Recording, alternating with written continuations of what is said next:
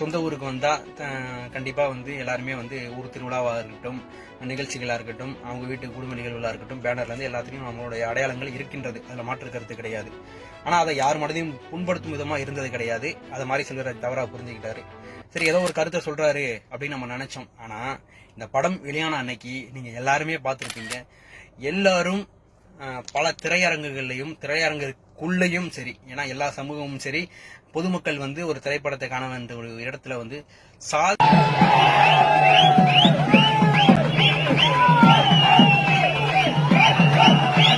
கொடிகளுடன் தான் இளைஞர்கள் ஆட்டம் போட்டார்கள்.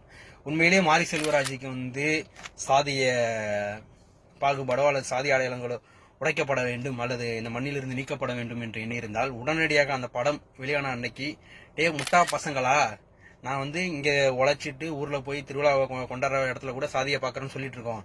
ஆனா நீங்க என்னன்னா பொழைப்புக்காக வந்த நீங்க இங்க சென்னை போன்ற நகரங்கள்ல கூட சாதி கொடியை பிடிச்சி ஆடுறீங்களடா, உங்க சாதிய வன்மமும் உங்களோட சாதியை பத்தியும் ஒழிய வேண்டும் தான் நான் படம் எடுக்கேன் அப்படின்னு அவரு பிரஸ் மீட் கொடுத்திருந்தாருன்னு வச்சுக்கோங்களேன். உண்மையிலேயே நம்ம பாராட்டி இருப்போம். ஏன் அப்படின்னா பொதுவான கருத்தா இருக்கணும், எல்லா சமூகத்துக்கும் பொதுவான கருத்தா இருக்கணும். தன் சமூகம் மட்டும் கொடியை பிடிச்சி அனைத்து சமூகம் வரக்கூடிய ஒரு திரையரங்குல போயிட்டு கொடியை பிடிச்சி ஆடுவது இதெல்லாம் காமிக்கும் போது இன்னைக்கு அனைத்து ஊடகங்களையும் அந்த வீடியோக்கள் இருக்கின்றது. அதையெல்லாம் பார்த்து ரசித்து கொண்டு அப்பனா தன்னுடைய படம் விளம்பரத்துக்காக சாதியை பயன்படுத்துவதும் சாதியை அடையாளப்படுத்துவதும் தன் படம் ஓட வேண்டும் என்பதற்காக சாதியை வைத்து தான் சம்பாதித்துக் கொள்வதையும் சிறப்பா செய்யறாரு அப்படின்றது மாரி செல்வராஜோட பார்வையா தான் இருக்கு. அதை வச்சுதான் அவர் பொழைச்சிட்டு இருக்காருன்றதுதான் நம்மளோட கருத்தாவும் இருக்கு. அடுத்து இந்த படத்துல இரண்டு தரப்பா காட்டுறாங்க. இந்த படத்துக்கும் அந்த இரண்டு தரப்பையும் திணிக்கப்பட்டதா தான் நம்ம பார்க்கப்படுறோம். ஏனென்றால் ஒருவரை போராளி போல் காட்ட வேண்டும், ஒருவரை பண்ணையார் போல் ஒரு வசதி படைத்தவர் போல் காட்ட வேண்டும் என்ற ஒரு விஷயத்தை அவர் காட்டுறாரு. அந்த இரண்டும் யார் யாருன்றது தென் மாவட்டத்தில் இருக்கக்கூடிய எல்லா இளைஞர்களுக்கும் தெரியும்.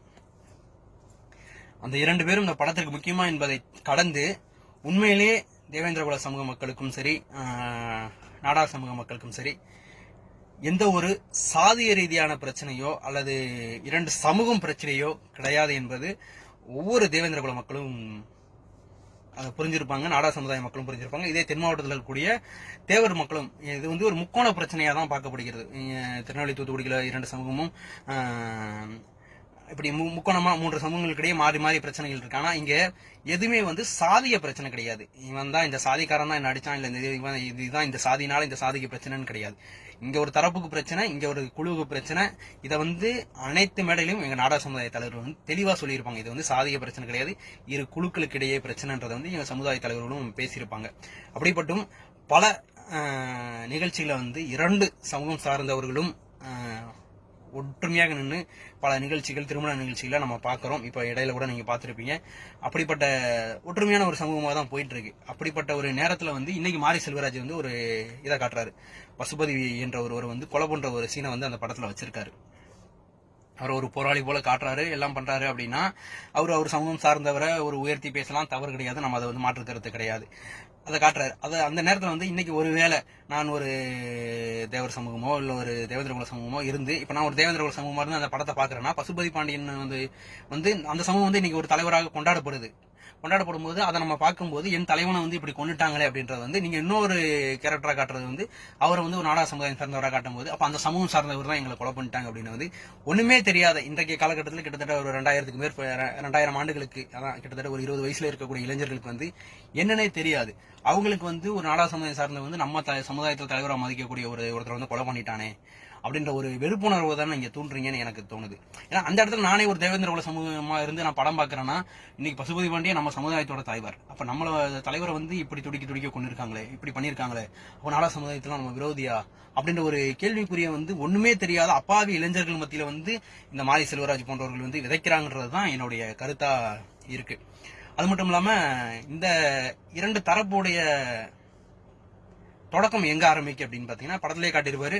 உண்மையிலேயே பசுபதி அவர்கள் முதல் கொலையை துவங்கவில்லை என்றால் இன்று தூத்துக்குடி மாவட்டத்தில் நாடார் சமூகமும் தேவேந்திரகுல சமூக மக்களும் மிகப்பெரிய ஒரு நட்போடு இருந்திருப்பார்கள்.